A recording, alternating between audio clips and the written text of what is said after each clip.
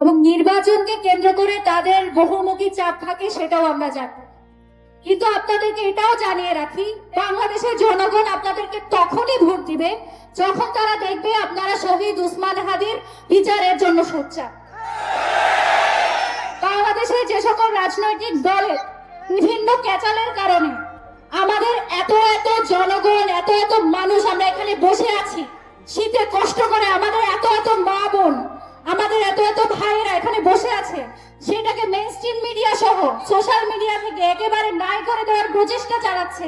তার বিপরীতে আগামীকাল সারাদিন আমরা অনলাইনে স্যালুটিং আওয়ার কালচারাল হিরো এই প্রোগ্রামটা পালন করব। এবং আপনাদের সকলের কাছে আমার অনুরোধ, আপনারা আপনাদের ফেসবুকে এটাকে ট্রেন্ড করে ফেলেন যে আপনারা ভোট তাকেই দিবেন যে হচ্ছে শহীদ উসমান হাদির জন্য বিচারের ব্যাপারে সোচ্চার থাকবে। পারবেন না? পারবেন না?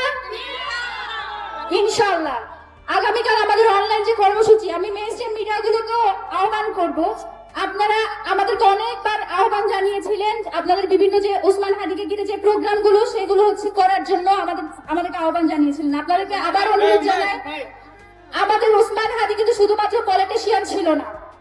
আমরা এখন দেখতে পাই অনেকে শুধুমাত্র উসমান হাদিকে পলিটিশিয়ান হিসেবে ফ্রেম করে তার কাজের পরিধিকে নিয়ে ছোট করে দেখতে চায়।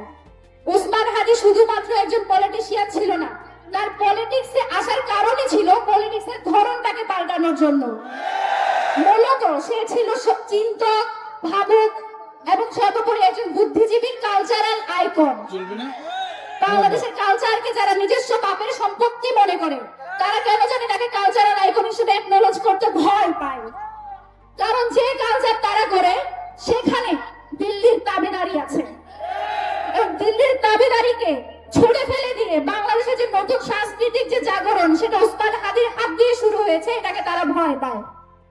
আগামীকাল সারাদিন আমরা আমাদের কালচারাল হিরোকে অ্যাকনলেজ করব, তার বিভিন্ন বক্তব্য, তার বিভিন্ন কর্মগুলো নিয়ে আমরা বিশ্লেষণমূলক যে লেখা, তার বক্তব্য প্রচার, তাকে নিয়ে ডকুমেন্টারি, এগুলো করার জন্য আপনাদের সবাইকে আহ্বান জানাচ্ছি। সর্বোপরি বাংলাদেশের যে রাজনৈতিক দলগুলো আছে তাদের কাছে আপনারা মেসেজ পৌঁছে দেন, আপনারা তাদেরকে ভোট তখনই দিবেন যখন সে শহীদ উসমান হাদির বিচারের ব্যাপারে সোচ্চার হবে। পারবেন না?